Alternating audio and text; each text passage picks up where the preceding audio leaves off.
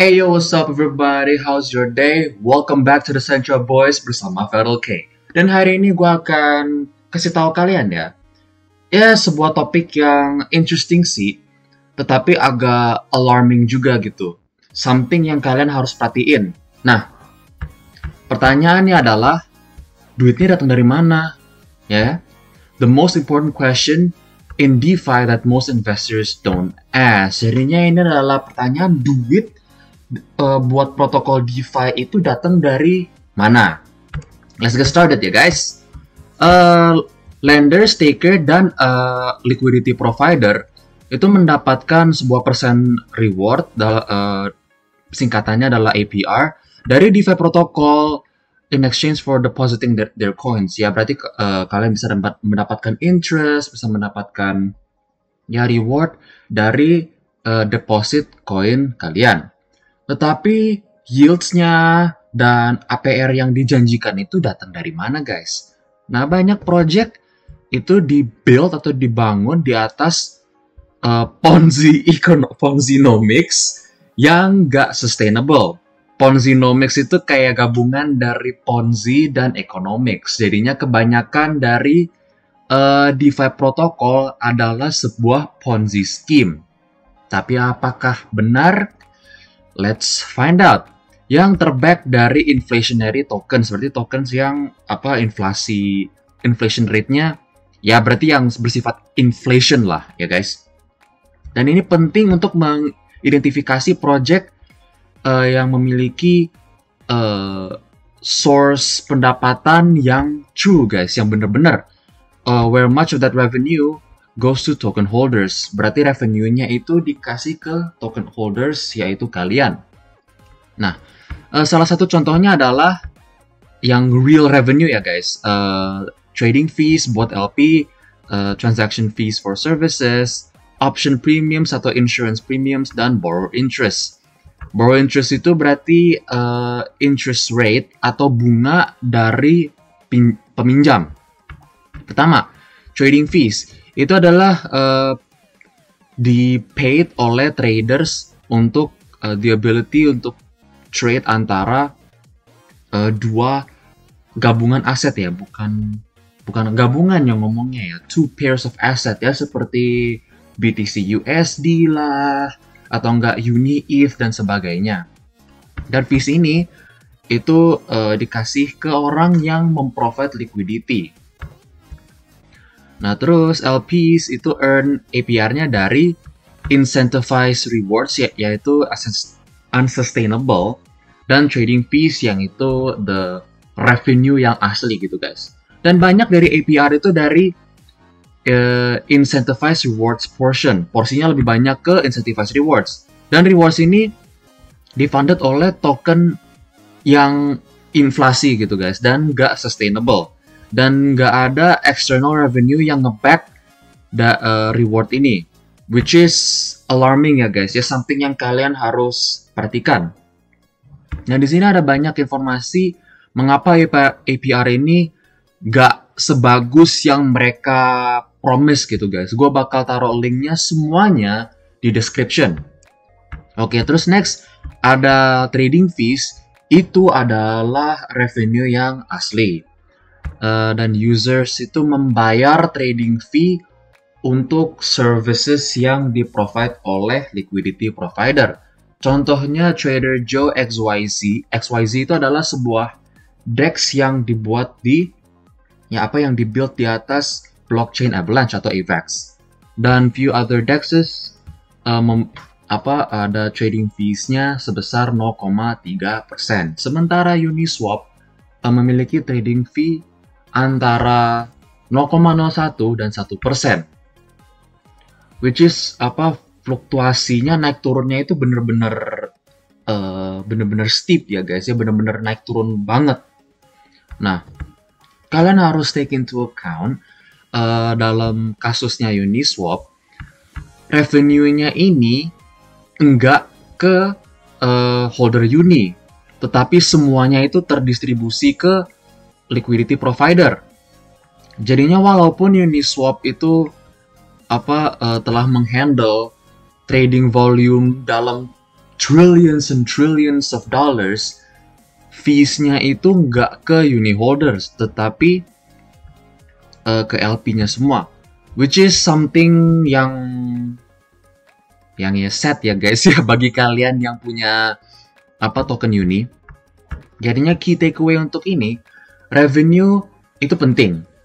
Tetapi ultimately kalian harus mencari sebuah protokol di mana kalian bisa mendapatkan revenue atau mendapatkan keuntungan sebagai token holder.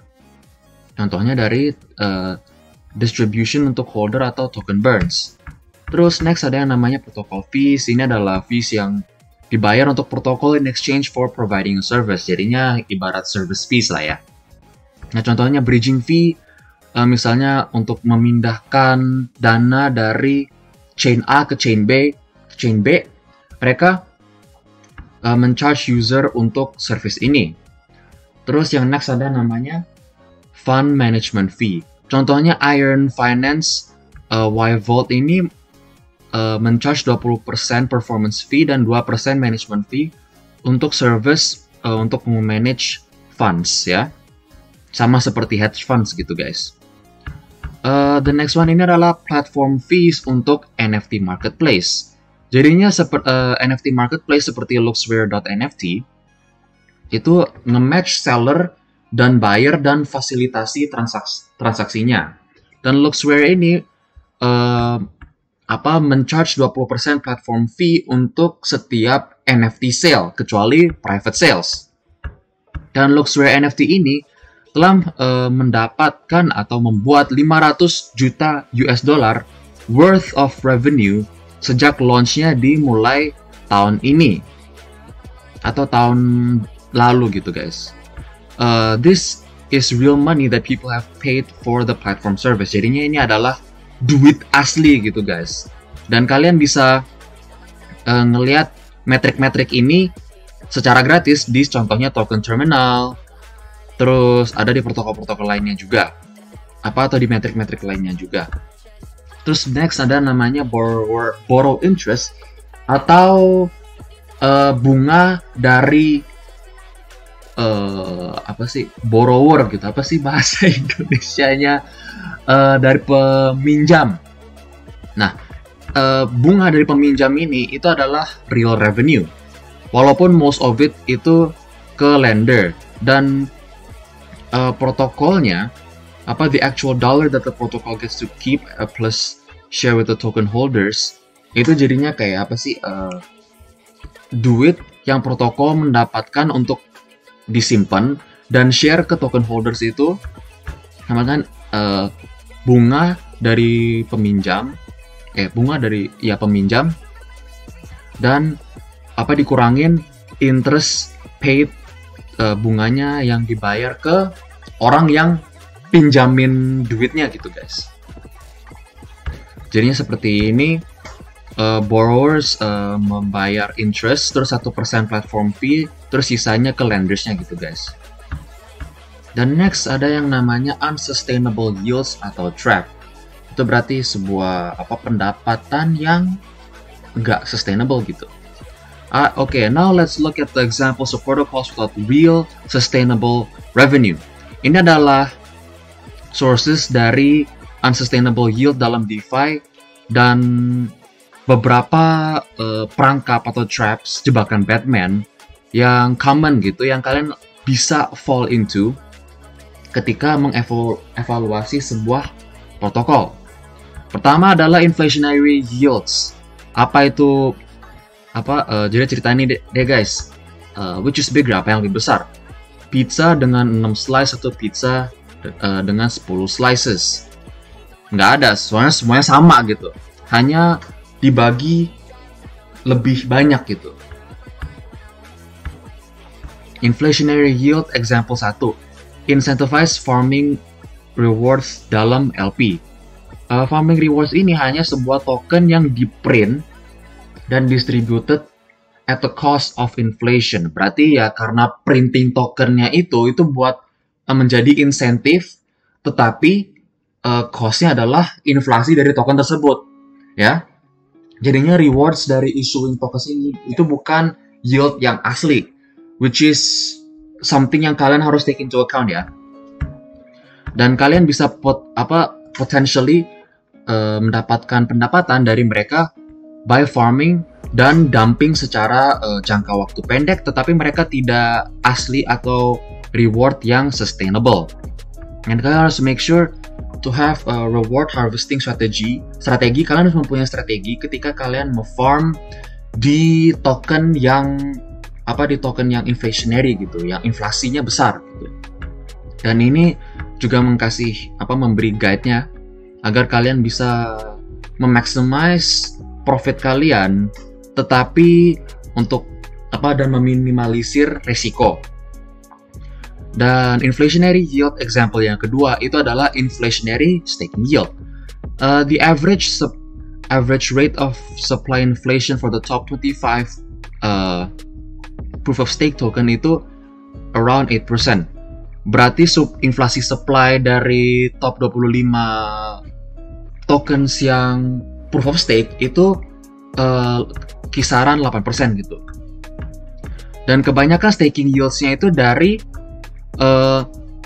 new token issuance atau printing dari tokennya, dan bukan dari transaction fees-nya gitu guys. Jadinya kebanyakan dari money printing, dan kesekiannya atau kecilnya itu dari transaction fees-nya gitu guys.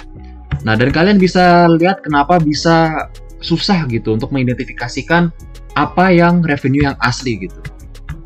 Terus next ada yang namanya unknown expenses. Expenses bisa dari off-chain dan on-chain, which makes it hard untuk mengevaluasi cash flows. Dan revenue sendiri itu tidak bisa memberi kalian gambaran besar dari mana uangnya itu datang gitu guys. Dan ini adalah salah satu dari untuk kalian harus lihat with the context of the broader picture in mind. Jadi ini adalah satu dari a bigger picture gitu yang kalian harus take into account. Ya bayangin aja untuk mengevaluasikan sebuah bisnis hanya berdasarkan revenue, tetapi tidak tahu expenses-nya itu dari mana. Ya contohnya WeWork itu membuat billions of dollars in revenue, itu keren gitu in paper, tetapi kalian harus lihat dulu expenses-nya dari mana. Kalau seandainya di kasus WeWork ini billions of dollars in losses juga gitu, not so great ya kan. Nah jadinya apa yang kalian harus lihat itu dari value-nya itu dari revenue, itu harus ke token itu pertama. Dan most protocols ini kebanyakan portion dari revenue-nya itu goes back di token holders-nya. Dan protokol revenue itu coming back to the token holders itu seperti dividen dari sebuah saham. Nah, terus the next ada yang namanya unsustainable revenue. Contohnya itu anchor protokol dari kasus Terra Luna, which is kalian tahu itu adalah sebuah Ponzi scheme yang bener-bener Ponzi banget gitu. Dan rates-nya ini fluctuate, naik turun, tetapi ada period di mana kalian bisa mendapat sebuah insentif atau dibayar untuk meminjam. Borrowers membayar 20%, tetapi mereka mendapatkan 27% as incentivized rewards di tokens gitu. Native tokennya Anchor Protocol. Bagus buat borrower, tapi not as good buat holdernya token ANC ini. Jadinya ketika rewards-nya ini udah mengering gitu atau nggak bagus, borrowing demand turun dan revenue juga turun. Dan ini ada beberapa tes lagi, revenue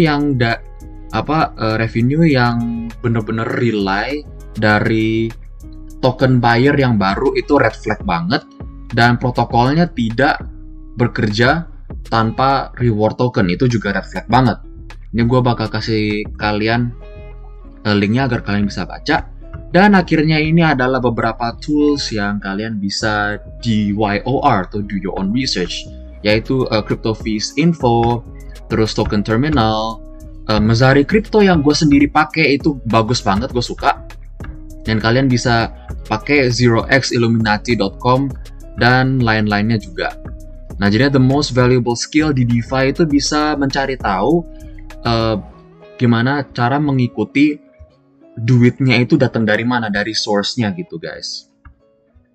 Nah, kalian bisa, kalau seandainya kalian suka, kalian boleh give like dan retweet postnya ini. Gue juga akan like dan retweet. Mana tuh? Like dan retweet. Oke guys, that's it. Bye-bye.